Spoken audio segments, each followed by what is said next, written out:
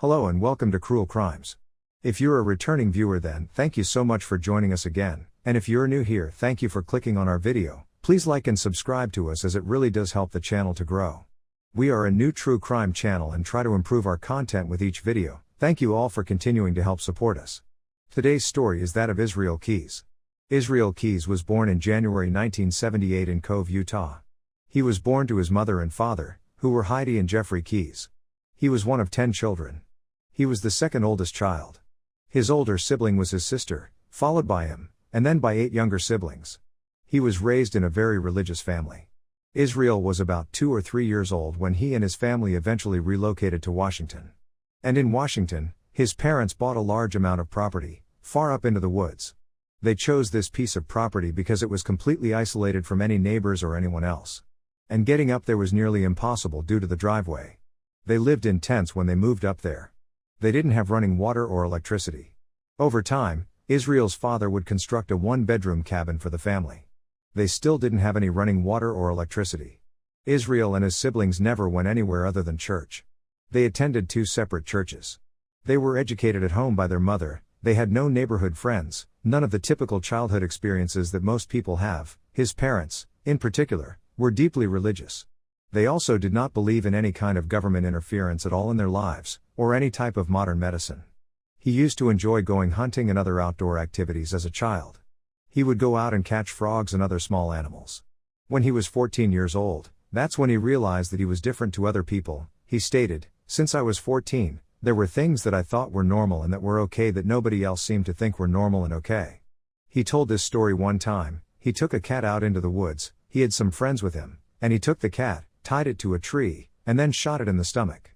And as the cat was freaking out and running around hurt and trying to escape, he stood there laughing. Israel also stated that he would frequently go out into the woods and sit for hours. Simply sitting. He thought he was amazing because he could go into the woods and sit for hours without moving a muscle.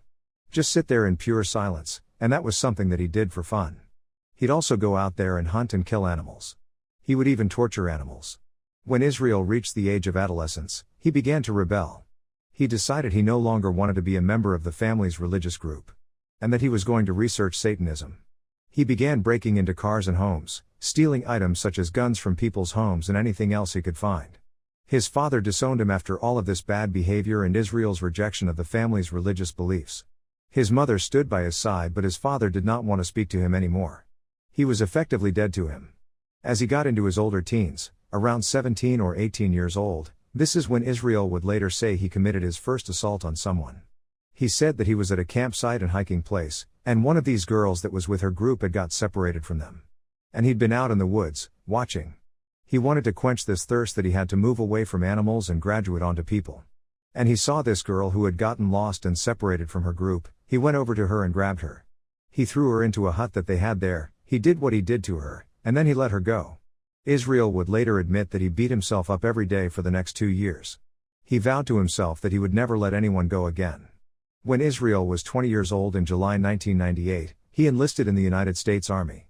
And Israel was a fantastic soldier in the Army. Because he had been living without water and power for years, he was already a hunter. It was hardwired into him to live without and survive. He was stationed in Egypt, then at Fort Hood, and finally at Fort Lewis. While Israel was stationed at Fort Lewis, he became involved with a young woman. And she became pregnant, giving birth to Israel's baby girl. He stayed with her for about 6 years, and then would later say that she was on drugs and she was an alcoholic. As a result, he took his daughter and left. He started dating another girl, and in 2007, he moved to Anchorage, Arkansas with his new girlfriend and his daughter. He was honorably discharged from the military not long after that. While living in Arkansas, he started working, and this is where he built his construction business, Keyes Construction. Israel's co-workers would later say he was a doting father. Every time he would come to work, he would talk about all the cute things his little daughter was doing. And he was just a nice guy. A very hard worker, very reputable. His company was highly regarded. He began traveling across the country doing construction work. While traveling, he began to think that this was the ideal time to continue to quench his thirst. So, since he was going to travel, he decided to start setting it up.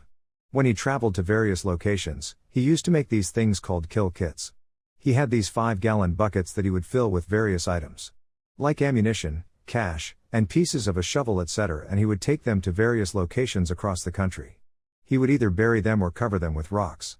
He'd put a lid on them to keep animals and other things out, and he'd leave them there so that when he returned, they'd still be there.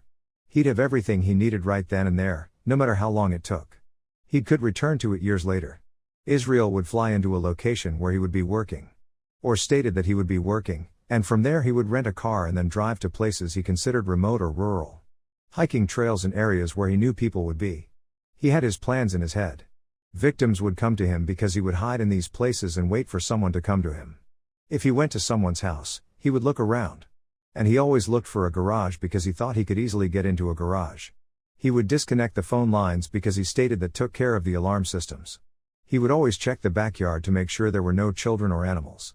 Because to him, kids just complicated things, and animals were not allowed. In the month of April of 2009, Israel traveled to Vermont, and planted a kill kit there. 2 years later, he went back there, got his kill kit, and resolved to find someone to do whatever he needed to do to satisfy his sick desires. He found what he thought was the perfect house. He stated that the house was located in the back of the neighborhood. It was surrounded by a wooded area. He looked around the backyard. There were no toys and no dogs. There was a garage. He thought, this is the perfect spot. So he sat outside, waiting for someone to return home. He waited hours. On June 9, 2011, Israel Keys breaks into Lorraine and Bill Courier's home. They were 49 and 55 years old, respectively, and had been married for nearly 25 years. They enjoyed simply being together. They were family-oriented, but they never had children. And it was just them two living in this house. They ate dinner when they got home that night. They sat down, put on their pajamas, and went to bed. He waited until the right moment came. He broke into the garage by removing a fan that was in the garage, and somehow he crawled through the hole. Then he took a crowbar that was already in the garage, and he shattered the glass. And he stated after that, he was in their room in about 4 or 5 seconds. It was a blitz attack. He had zip ties. He tied one of them up and had the other one tied up within 5 seconds. He said that they started begging and that the husband Bill was a fighter. He was 55 years old at the time. He stood 6 feet tall and weighed 220 pounds. He was a large old man. And he was fighting, but Israel still managed to get them tied up. He loaded them into his vehicle after tying them up. And he began traveling to an abandoned house he knew was nearby. He got Bill out of the car and let him into the abandoned house. And Bill was fighting hard, but Israel was able to subdue him. And when he finally got him inside, he hit him in the head with a shovel. And Israel said that he does not enjoy shooting people. He'd rather strangle them because he enjoys doing so. And he didn't like the noise and the mess that it made to shoot him. But he just couldn't control himself. When he was finished with killing Bill, he returned to the vehicle to get Lorraine out. She had already escaped the zip ties and was running towards the highway. He chased her down, jumped on her, and dragged her back to the house. He assaulted her in the most heinous ways possible, then led her into the room where her husband was. He forced her to look at her husband's dead body before strangling her to death with a rope from behind. After that, he took both bodies to a corner of the abandoned house where there was a lot of debris and placed them in 55-gallon garbage bags and placed them under all of the debris, then poured some chemicals on them to get rid of any DNA. He then drove back to the airport, leaving them there. He boarded a plane, flew home, and crawled into bed with his girlfriend and daughter. And pretended as if nothing had happened. Israel would later say that once he began doing things like that, there was no turning back. He couldn't be stopped. And investigators would later say that they had a new kind of monster on their hands, something that they had never seen or experienced before. Israel would later go on to attack and do all of these things to many other people. But it was an incident in February of 2012 that really sealed his fate. He began looking at a roadside coffee shop in his hometown of Anchorage, Alaska, and it was a small drive-through coffee shop. He knew young men and women worked there and he wanted to make sure his victim would be somebody that was completely helpless against him. Samantha, a young 18-year-old girl, was working at this coffee shop on this particular evening. And she lived at home with her dad and her boyfriend who she'd dated for about 9.5 months, and she didn't drive, so her boyfriend, when he would get off work, he'd just go straight to the coffee shop and pick her up. And she would be closing up the coffee shop at night time. When he came to pick her up on this particular evening, she was not present. The coffee shop was completely dark. Nobody was present. He looked in, called her, but received no response. He thought maybe she got a ride with someone. Which was uncharacteristic of her. He drove her home every night. Nonetheless, he went ahead and returned home. He was sitting at the table with her dad, and they're wondering where she is. When he receives a text message from Samantha's phone, the text message basically says that she needs to get away for a few days. She just needed to get away from everything. She was stressed out. So she went to go stay with her friends for a little while. Samantha's boyfriend and father realized immediately that something was seriously wrong. Samantha was not like this. She wouldn't run away, she was completely happy. They had a great relationship. She was a daddy's girl. She was very close with her father and boyfriend, there was no way she would do this. But they had no idea what to do. The next morning arrived, and they had not heard from Samantha. They went and contacted the local authorities. The cops would then contact the coffee shop, Common Grounds, which was the name of the roadside cafe. And the owner said that she would go there and look at the security camera. When they went to inspect the security camera, they noticed something they were not expecting to see. On the security footage at 8 p.m. that evening, they could see a man walking up to the window. Then, as soon as Samantha walked up to the window, he asked for an Americano. When she returned to the window after making the drink, she put her hands up as if she's startled. He tells her to go turn off the light.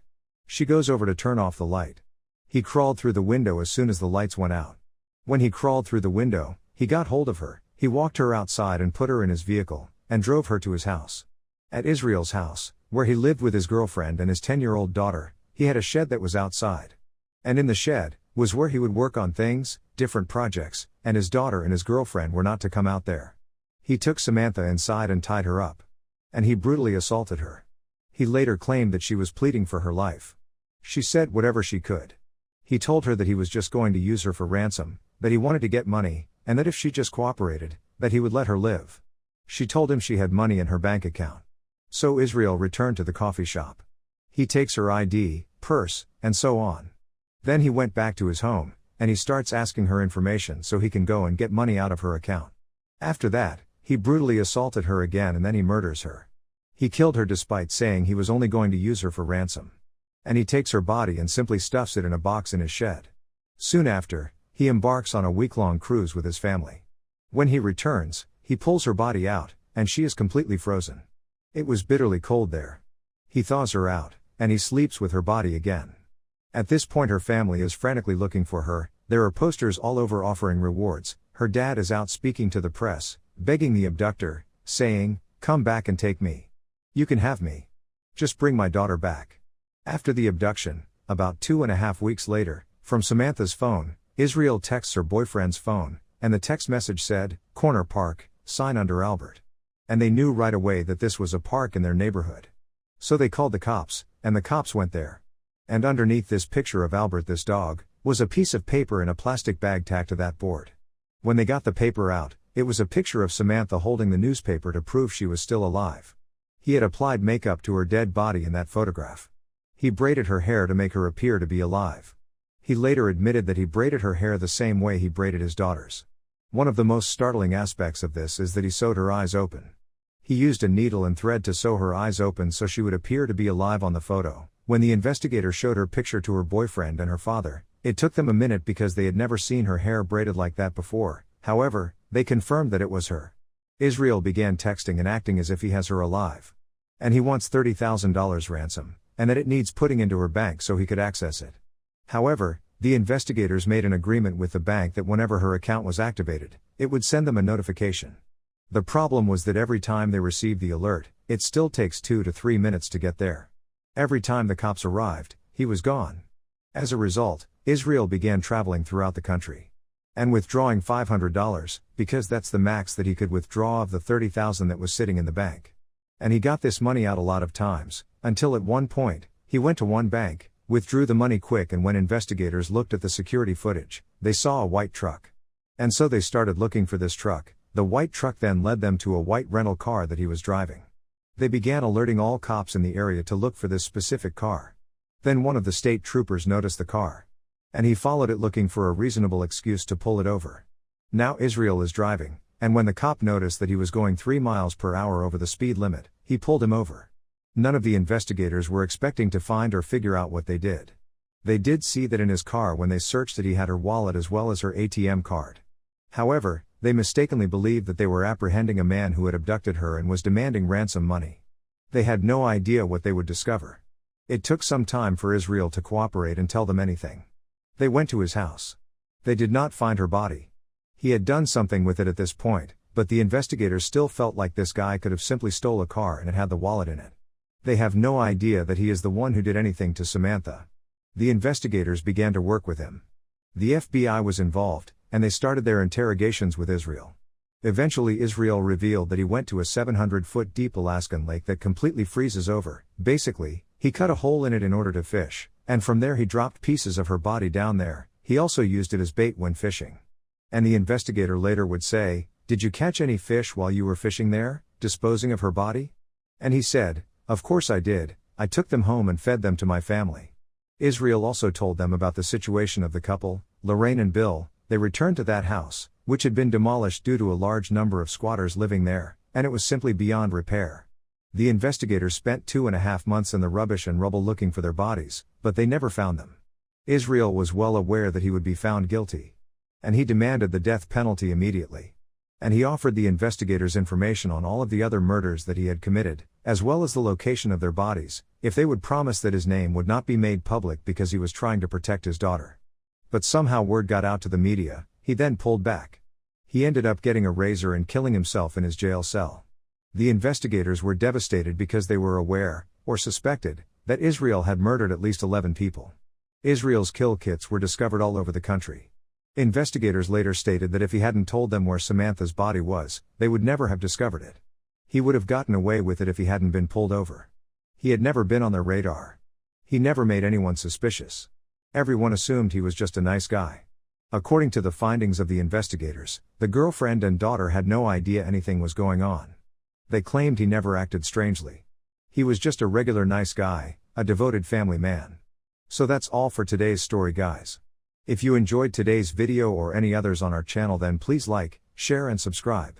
It doesn't cost anything, and it really helps the channel grow. Thank you, and until next time, goodbye.